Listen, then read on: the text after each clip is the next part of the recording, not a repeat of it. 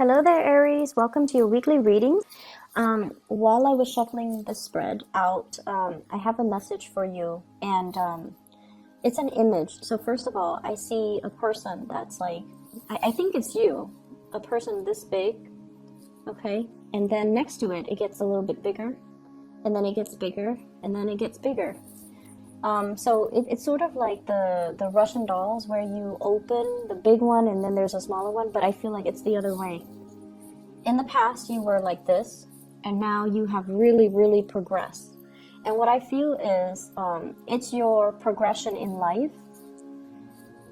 You are at a point where you're accumulating a lot of knowledge. You have really made tremendous leaps and bounds when it comes to your career, when it comes to your professional achievements, when it comes to your ability as well to truly, truly love somebody, expanding your heart chakra, and also coming into a sense of awareness about yourself. So I feel like in all areas of your life, you have really, really progressed. And I feel like the 2017 last year, I feel like there might have been some major situations that made you grow really, really fast, that allow you to reach this point where you've learned a lot about yourself, about your place in the world, and about, how to really work hard. Okay, so it's all about progression. So what I feel right now that's happening for you is as we round out this year, first of all, I feel like, and I'm getting like shortness of breath when I do your reading too. So I feel like some of you are really, and you shouldn't be. There's this element of timing. Time is running out. I need to do more with my life, or I need to achieve more, or I'm getting older. Don't worry about these things.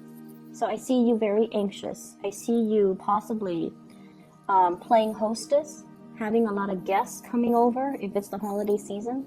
You're anxious, you're running around, you're getting very winded, and you have a lot of text messages, communication coming through.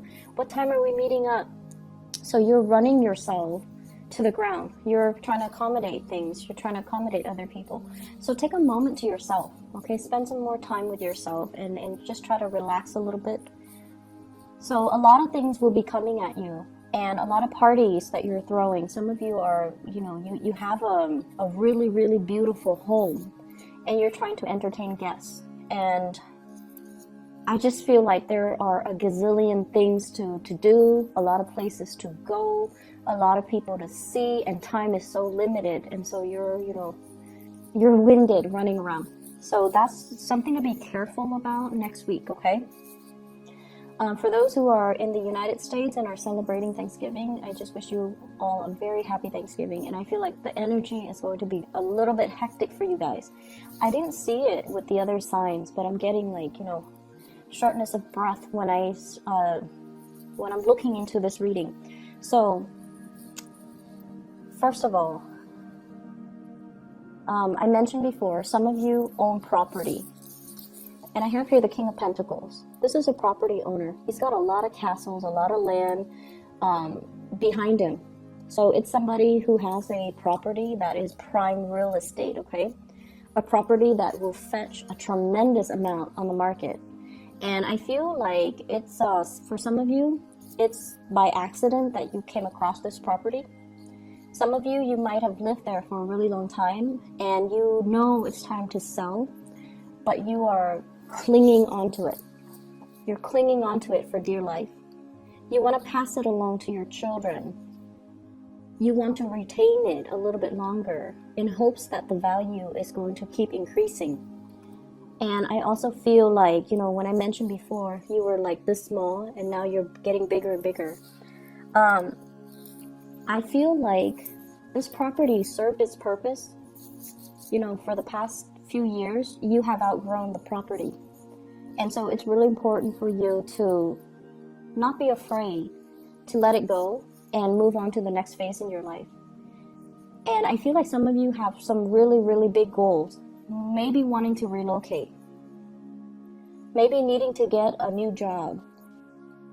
But the mortgage and the I feel like some of you are in a job, it pays really well and you're making really good money, but your heart might not be entirely in it.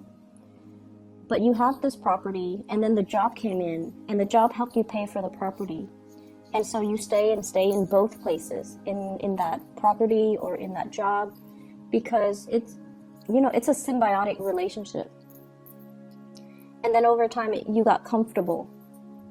But now you're definitely thinking about looking elsewhere. You want a change in your environment, and you want a change overall in the direction of your life. Some of you are contemplating a move. I do see directly south, and I also see I'm not seeing north, I'm seeing south, and then I'm seeing as well northeast, somewhere where there's snow, or somewhere directly south where the weather is really warm. So I feel like extremes here. And the property is what's really keeping you stuck, okay? It's really keeping you stuck. The advice that I'm getting here, or the advice that your guys are trying to give you, is you don't have to relinquish it. You don't have to sell it. If you are attached to it, you can rent it out. So, you know, maybe possibly looking into renting it out. I feel like for some of you, no offense, I feel like you're very territorial with your things. So you might not want strangers living in what you perceive to be your space, right? Not a lot of people like that. But sometimes we have to do it out of necessity, and sometimes when we have already outgrown a situation, it's best to, you know, make contingency plans and do things differently, okay? So I see as well new work that you're contemplating, or a job offer that's on the table for you. I have here the Ace of Coins, Ace of Pentacles, brand new job. I feel like for some of you, you might be switching sectors. If you have been working in the private sector, you might be thinking about the public sector. So if you have been working for, I don't know, it sounds self-explanatory, but if you, for example, have been working in a private enterprise where there has been a lot of, you know, incentive pay, where your productivity is like measured, and then the more productive you are, the more they incentivize you financially to do better. So like sales, commission, bonuses, things like that, to reward you. And I feel like it's nice, right, to have the bonus, but it makes the environment very competitive. And then I also see this element about aging. No offense, Aries, but you're like, I'm getting older. I don't want to do this rat race anymore. And so I want to shift into, you know, the public sector where they don't have the incentives, but the work is a little bit more stable. So I see that element coming through. And then I also feel like for those of you who have been working in the public sector, you're really excelling. You're doing really, really well. And you feel like people around you are not very motivated, so you might be inspired to go into the private sector instead. So I see a switcheroo, like vice versa. And I'm also sensing as well, some of you are thinking about even working part-time, okay, reducing your hours, working part-time, because you might want to go into property management. You might want to go into, you might already have enough money. You might be thinking about retirement. And so you're working part-time, trying to ease yourself into it. Or you have residual income coming through property. And so you feel like you don't have to work as hard. So it's almost like, I feel some of you are aware that your hectic lifestyle is starting to catch up with you. And so you're trying to slow down, hence the, you know, shortness of breath. It's almost like, I want to enjoy my time. I don't want to be constantly running around, racing around all the time. I want to sit still and I want to enjoy the moment. And I don't want to, you know, just be on the move so much, okay? So that's what I'm getting here. Let me see. there's definitely, you know, trips and things like that down memory lane. I feel like there was somebody in your life, and I feel like this is the big love of your life, okay? The big, big, big love of your life, whoever that might be for you. It was like a long-standing love affair. You've been with them for a very, very long time. And this person is very loyal. And I feel like, you know, there are traits about this person that is very admirable, but then again, no one's perfect. There are also a lot of bad traits about this person that you might not want to admit to yourself. And I have here a couple. Both are very independent financially. Both are very, very career oriented. So King of Pentacles and Queen of Pentacles, they might or might not be an earth sign, but either way, I feel like this is a couple, and this is somebody that you might be with where both people are just, you know, working really hard, making really good money. Make sure that you don't do so much overtime, or they don't do so much overtime, that the relationship kind of, you know, like work can drive a wedge between partners. If you're absent for long periods of time, you can start to feel the emotional drift, okay? But either way, I feel like this is somebody that you really, really loved. And I feel like it's in the past. And you saw this person as Mr. or Mrs. Perfect. And since I have a lot of female viewers, especially just across the board, I feel like, you know, for you guys, this might have been the one you wanted to marry, the one that was like the big love of your life. And you saw a lot of good qualities in this person. They're smart. They're very accomplished. They're very reliable. When they say they're going to do something, they do it. You never have to worry about them straying because they're very faithful and very honest and very loyal. And for whatever reason, you know these things about them, that they're very honest, very loyal. And I feel like they're really, really good looking. Very good looking. And I feel, for whatever reason, between you and this person, you got very possessive of them. You got very possessive of them. And you're not normally a possessive person, but this person triggers a lot of fears because, you know, you wanted the relationship. And then I also feel like they stir up jealousy within you. They didn't mean to do it. They're not flirtatious. But there's somebody that is really good looking. A lot of people will like them. A lot of people wanted to be with them. And they stir up a lot of anxiety, a lot of jealousy, possessiveness within you. And it was a really, it was a very deep, long relationship between the two of you. And you really hung on to that person, like hung on very, very tightly. And I feel like you wasted a lot of time with that relationship. It didn't feel that way because you thought they were Mr. Perfect or Mrs. Perfect. But I definitely feel there were, you know, no one's perfect. This person has traits that you overlooked, okay? Bad traits that you overlooked. On the one hand, they could be very materialistic. They're very, very stubborn. They don't compromise, for example. And I also feel like they might have been a little bit arrogant. They might not be the most compassionate person. So they do have bad traits that you overlooked. But, you know, you love this person, so love is blind. And I feel like you wasted a lot of time in this relationship. And some of you might have walked away from it. And this is kind of like the person that is the rubric that you use when you measure your new relationships.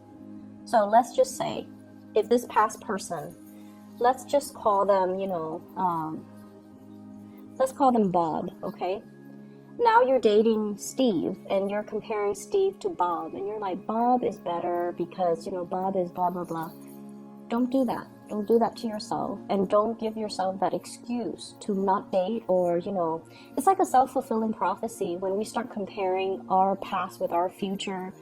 And we're like, no, the past was better. So it just creates situations where things flop before they even get off the ground. Okay? And especially, don't let this person have that type of control or hold over you. Because I honestly feel like there were a lot of things, bad traits about this person that you overlooked. Yes, they're faithful and honest, but I also feel like no one is perfect, and you're putting this person on a pedestal, and they don't belong there. They definitely don't belong there. And there were a lot of hurt feelings as a result of this person, and you held on for so long. You wanted this fantasy with this person. I have here the Seven of Cups. This is the fantasy here. And I have the Five of Cups. This is the reality. Sadness, regrets. Okay, the one that got away. You have new love coming into the picture, but I feel like you still are not over this.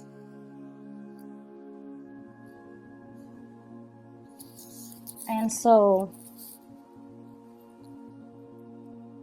what I'm seeing though, Aries, is when this person left the picture, they kind of shook up your world, and your ideals about marriage, parenting, love, and romance, I feel like it took a nosedive. It's almost like you don't really believe in those things anymore because this person's no longer in the picture. And the person has moved on. You're no longer in contact with them. So don't let them have that control over you. And we can't go back to the past, okay? Like I said, you started out like this, and then you got bigger and bigger and bigger. And honestly, when you were with this situation, and it could be work, or it could be this person, or it could be that property, it served its purpose when you were this small, okay? But now you're gradually getting bigger, and all of these things are no longer appropriate for you. But you're hanging on to the memory of it. You're hanging on to, the fantasy of it or the ideals of it. But you're constantly progressing, and you're growing, and you're outgrowing the situation. So they're really telling you, to leave it behind, okay? Leave it behind for good. If you have a property and you've outgrown it and you feel like it's really holding you back because now you can't move, rent it out. Find other creative ways to manage it, okay? If you're in a job and, it was really stable, it helped you pay for that nice house, that nice car, whatever it is, and you feel like, I've already maxed out. I feel some of you have really maxed out on your ability to get promoted, to get pay increases. You've already learned everything you need to learn. You can do the work like blindfolded. You've outgrown the situation. Allow yourself to move away and do something new. Learn something new. Okay, you've outgrown the situation. Family. I have some like troubling news when it comes to family, like agitation, things like that, and especially from a family member who might be an earth sign, Taurus, Virgo, Capricorn. Capricorn and Taurus come out strongly, okay? Family situations, and I'm hearing, can you help me babysit my kids? And it's the holiday season, and they can't find a babysitter, and they should have planned better. And then, or like, can you help me get a turkey? And it's the holiday season, and all the turkeys are gone. So it's somebody who's like scrambling at the very last minute and infringing upon your time. So there's that, but you're going to be very good about helping them. I see a lot of cooking with you guys, so I definitely see you're hosting something. I have here the Eight of Coins. Somebody cooking something in their cauldron, so you're definitely hosting big parties for a lot of people. You're running around a lot. Take it easy, okay? I'm gonna leave it at that, and I hope the messages resonate with you, and take care of yourself. Have a wonderful, blessed Thanksgiving. I'll talk to you guys next week, okay? Bye-bye.